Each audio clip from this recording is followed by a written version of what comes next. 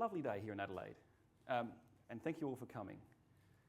Telecommunications, as most of us kind of experience it, depends on big infrastructure and big enterprises. So, we have big telcos, and there's, here in Australia, realistically, there's what, 3 that we can choose from? And then a whole kind of pile of ones that resell their product. Particularly if we're talking about mobile communications. And this is kind of the same the world over. So in most countries, there's sort of 1 or 2 or 3, and there's a number of reasons for that. But a change is afoot. A change that is really bringing the ability for mobile communications back to people in the same way that we used to before mobile phones existed, when we'd just yell at one another or use CB radios or hand deliver things. There's a whole pile of ways to do mobile communication. Pigeons are popular at one point too. But let me tell you a story as to how my work in this space came about. I remember the moment very distinctly. I was sitting in the car and I was driving to work, which actually I don't do very often. But I'm sitting there with the radio on, and there was the news about the Haiti earthquake. And we all have coping mechanisms, right? We all want to feel better and sort of think, oh, look, they'll kind of be all right. It's a bit bad, but they'll kind of be all right. And so I had this understanding that the earthquake would more or less wipe out effective mobile communications for some time, which in fact it did. It was quite spotty for a week to 2 weeks before it really started coming back together. And so, heard about this happening, thought, okay, this is going to be bad, because when you think about it, practically everything in our modern society actually depends on having effective communications. And in particular for Haiti, it was things like the police force, it was things like the humanitarian organisations coming in to try and figure out what was happening and where, and all of these sorts of things. And so I'm sitting there thinking, oh look, okay, it's bad, but Haiti has an airport, right? They'll be able to fly piles of gear in, and they'll be able to start rebuilding the infrastructure and get the communications back up quickly. And while I'm thinking this to myself, the announcer on the radio says, oh, and there's only 1 runway they've been able to reopen in Haiti, and they're down to 1 aeroplane in or out every half an hour because 2 relief planes actually nearly crashed because there was no air traffic control. So in that first week in Haiti, air traffic control was actually being run, I think, out of Florida, which would kind of be, I don't know, like us here in Adelaide running our air traffic control out of Singapore. You could do it, but it introduced these delays. So I'm sitting there thinking, okay, fine, I'm resourceful. I can think of better ways to make myself feel better. There are roads which go from the Dominican Republic into Haiti. This is kind of foreign for us here in Australia because we don't really have any roads to connect us to anywhere. Not that most cars can go. There's a guy actually south of Adelaide who has a Land Rover that can actually drive out into the Gulf and has his boat number on the side and everything as well. But for most people, that's not available. So I'm sitting there thinking, okay, land route, we can, they can, load a whole pile of stuff onto trucks and drive it into Haiti and start rebuilding the communications infrastructure that way. So I'm kind of, feeling slightly better about myself. And while I'm thinking this, the person on the radio says, oh, and practically every road in Haiti has been destroyed. So I'm thinking, okay, back to the drawing board. But I am resourceful. I can think of incredible ways to feel better about myself when there are unfortunate things happening, as I think many of us do. So I'm thinking, okay, fine. It takes a little bit longer. Boats can fit a lot of containers. And there's lots of harbours around. Haiti is near a number of other places. So find the nearest harbour and, where there's air transit or roads available. Get all the gear on, 2 or 3 days sailing, get it in, you beauty, you're underway. And while I'm thinking this, the person on the radio says the harbour has collapsed. At this point, my resourcefulness had come to an end. And I just remember the rawness of that moment, actually, of all of my petty defences that were there to make me feel better had been stripped away. And I knew things were going to go very, very pear-shaped in that country. Things were marginal beforehand. And indeed, actually talking to people who were involved in the relief effort, things indeed did go pear-shaped. I was talking to medical relief teams who said that they'd be transporting passengers from one town to another, and you kind of driving along, and on what bits of roads had been put back together. Incidentally, social media actually produced the first usable maps of Haiti's road system in 3 days from satellite data after that event, and that were actually tremendously useful. But we digress. So they'd be driving from one town to another, and oh, a roadblock. And you go, okay, it's the government to make sure that everything's all underway. No, it's not the government. The government were largely unable to do very much in those first few weeks.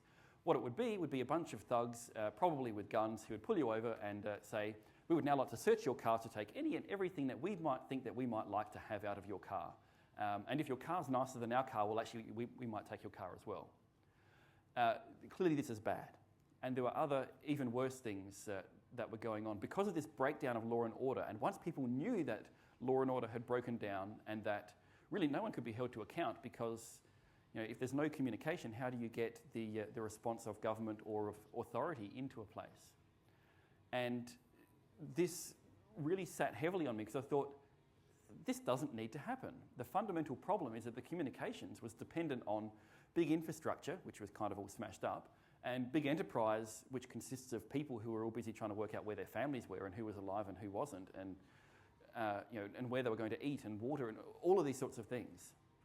And I just very rapidly came to the conclusion that this should never happen again. We should no longer have our mobile communications or any critical infrastructure dependent on such centralised, fragile systems, if for no other reason than that it sets up this problem for these sorts of situations. And of course, Haiti's not the only one. We've had the Christchurch earthquake, where about half of the cellular network was out. Here in Australia, we had Brisbane, where again about half the phone towers were out. And you know, even here in Adelaide, you know, we had some pretty token storms during the year. And now that I'm kind of more aware of this, we had 6 hours this year where I actually had no mobile phone signal, just in my regular suburban house, less than 10 kilometres from central Adelaide. And these are all symptoms of this problem. So I thought, okay, what can we do about it? So kind of started brainstorming ideas and initially thought, okay, let's get a Hercules C-130 aircraft, fly over the top with sort of half shipping container size, fold out mobile phone towers that can pop up their mast and form a network. And I thought, what a wonderful idea. And then 3 minutes later I thought, no, actually that's not a very good idea. Better than nothing, but not that good. So eventually sort of, you know, and talking with people and thinking about it, I actually suddenly realised, well, the answer's actually in our pocket. One of these, you know, this is a $79 mobile phone purchased, and you know, it's got a Wi-Fi radio, it's got a Bluetooth radio, it's got a GPS receiver, it's got a radio rather that can talk to a mobile phone tower. Surely we can use at least one of the radios that come in these phones to actually talk to other phones that have the same radios. So, you know, they've got the same hardware because they're basically the same. Why can't we get these things talking to each other? And so we sat down and thought, okay, let's try and figure out if there's a way that we can do this to prove the possibility, because in theory there's no problem at all. So I had a French exchange student from a telecommunications institute, and we sat down and we thought, I reckon we can do this. Android phones, Wi-Fi, ad hoc, and a whole pile of other kind of you know, technical thoughts around it, and we thought, I think we can do this. So we had a window of about 4 months in which we could do it before he had to go home and before my family would have even less tolerance of what was going on. And what ensued then was the most crazy 4 months of my life. We're working probably 80-hour weeks on average of going, okay, let's get all the pieces we need to together to actually make this work. And we pulled it off. We actually got mobile phones talking to other mobile phones without using any external infrastructure whatsoever. So we could do kind of local calls for free and without any external dependence. We were absolutely stoked, and it's kind of set us on this interesting course to where we are now and where we're moving forward. But you might be thinking, well, hang on, what's the point of, Wi-Fi actually doesn't go that far, right? If we had the Wi-Fi in here probably gets to outside the building and probably doesn't get much further. So we added multi-hop in, so you can kind of, you can ping pong through a number of phones to extend the range. But more critically, think about this. The bulk of the calls that you make and the text that you send on your phone, are they to people in Sweden or someone, some great distance away, or are they actually to people within, say, 3 or 4 kilometres? When you start thinking about it, you actually go, well, hang on, the calls that really matter are actually the really local ones. And in fact, if you live in a rural or remote area, well, basically, you've got this kind of cut-off line of where everyone's kind of living in the town or local area, and it really is only very occasional communication outside that area. And so this kind of model actually works surprisingly well in terms of getting communication. And I said at the beginning that a change is afoot. We have taken the cap off the lid. We've let the cat out of the bag to say that communications can occur without infrastructure, that it can occur without big enterprise. And this is vital for disaster zones. It's vital actually for preparation for disaster zones, because what you actually want is for people to be prepared and to have this kind of technology beforehand. And we're not charging a cent for it. We're doing it all open source so that everyone can benefit from it. One of the other interesting challenges that we looked at with it is, imagine for a moment that you are in a disaster zone and all the phone network goes out, and I don't know, the United Nations or some really nice group go, okay, everyone needs to have a mobile phone, and they'll have this kind of crazy meshing technology so that people can talk without infrastructure. And so maybe phones kind of float down with cute little parasols on them to and land beautifully in your hand. You go, fantastic! I've got a phone again, and it's got a fresh battery. Maybe it's even solar powered or something equally crazy. And you go, super! So you kind of it comes with the little manual or a bit of information about it, and so you look at it and you go, excellent. So my telephone number allocated to me by the United Nations. So a little bit bureaucratic. So maybe it's like a 17-digit phone number or something. Or maybe it's longer than that. And so you go, fantastic, excellent. Now, I just want to call my mum and make sure she's fine. And you go, goodness gracious me. We have the physical means to communicate, but we are petitioned by these ridiculous, in this case, 17-digit numbers, but by an undiscoverability problem. I can't figure out what their number is, and they can't figure out what my number is, without us first actually physically finding each other and going, oh, so that's your number. Okay, I'll just go back there and give you a ring and make sure you're fine. So clearly that's a little counterproductive. So we thought what is actually non-negotiable completely is not only must the technology work, but you must keep your existing phone number. And you go, well, okay, beautifully simple statement. And you go, but how can you do this without infrastructure? How can you do it if the carrier that has the phone number to name mappings is actually under 40 feet of rubble? You have a minor problem. And so we thought, okay, what can we do about it? And we actually came to the simple conclusion of, well, let's just let anyone claim any phone number they like. So in our software, you basically punch in your phone number. Hopefully it's actually yours and you haven't done anything kind of crazy and grab the tax officer's helpline number, which you'd soon regret with the call volumes you'd be getting. But you can grab a number. And the trick actually then comes in going, okay, someone goes to call a number, and now crazy software lets that broadcast across the mesh, find the person and say, okay, there is now, hopefully a person claiming that number that you can connect to. And so you go, okay, but I can't be sure they're really that person. Are they really the tax office? Is it really my mum?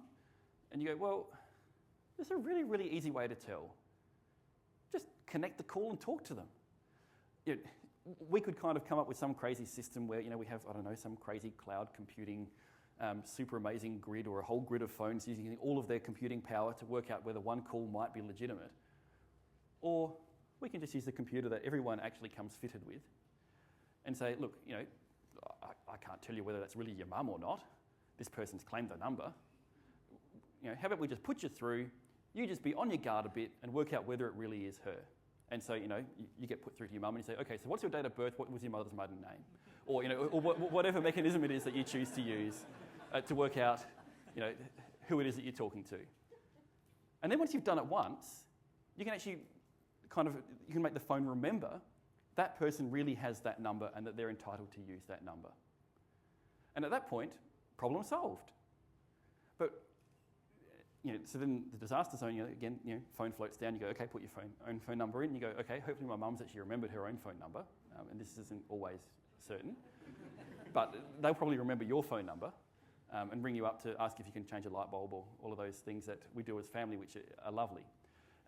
But you can get into contact immediately. So disaster strikes, phone network goes off. Actually, you haven't even lost communication. You have actually sustained communication into a disaster. Interesting point.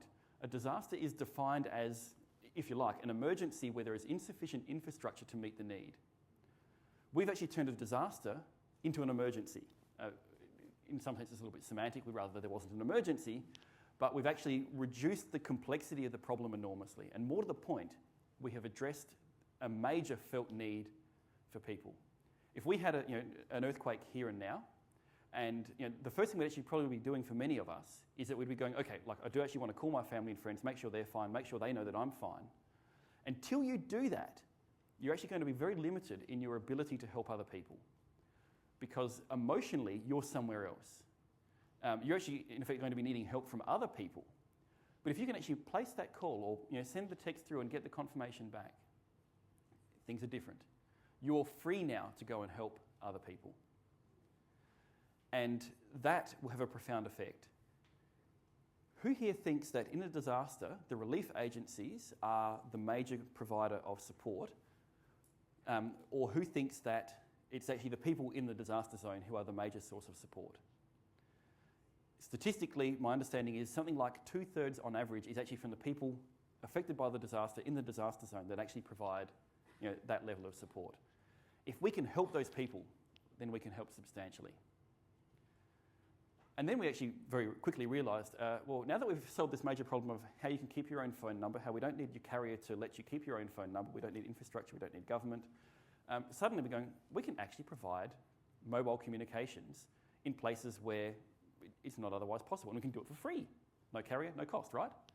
So, less than 15 kilometres from here, just up in the Adelaide Hills, you go over the first ridge into Ashton and Basket Range.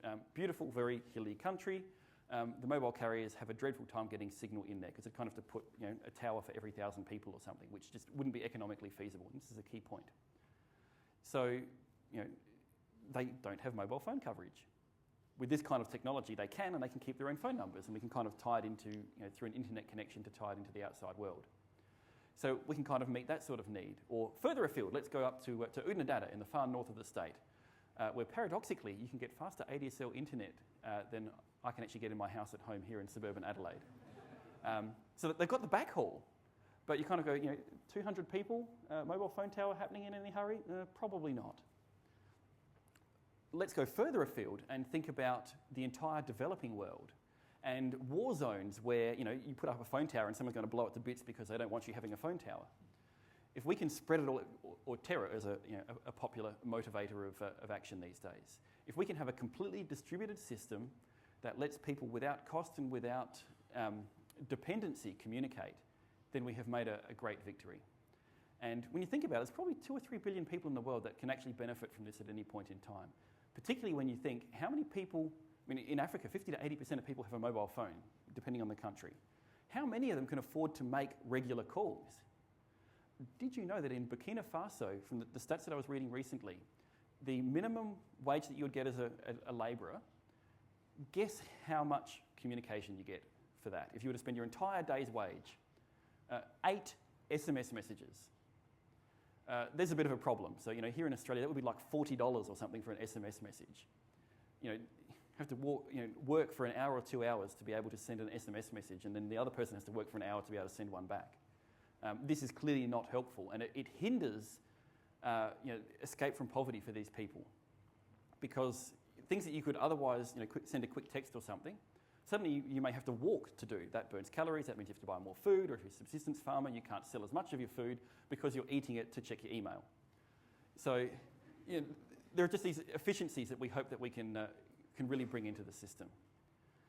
And at this point, the carriers, it's been interesting. We haven't really had a great deal of discussion with carriers. The kind of responses we've had have varied from, well, that's kind of interesting, talk to us about it at some point, only we're not really that interested to actually get back to you, versus sort of stories we hear from the field of carriers who hear about what we're doing and, in the words of one person, then immediately have a batch of kittens on the table.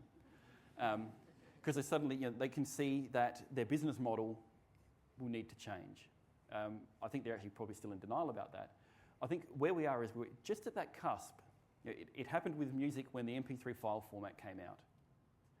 And what has happened actually is that the business model has changed, but it hasn't undermined them. And the same will happen for carriers.